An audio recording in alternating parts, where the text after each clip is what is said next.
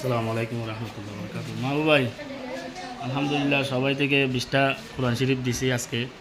ওনার অনেক শুক্রিয়া, অনেক ধন্যবাদ, হাজার হাজার দোয়া। সামনে মুমিক কেন দিলা ইয়াদগিরি করিবাম বলে আশা করি।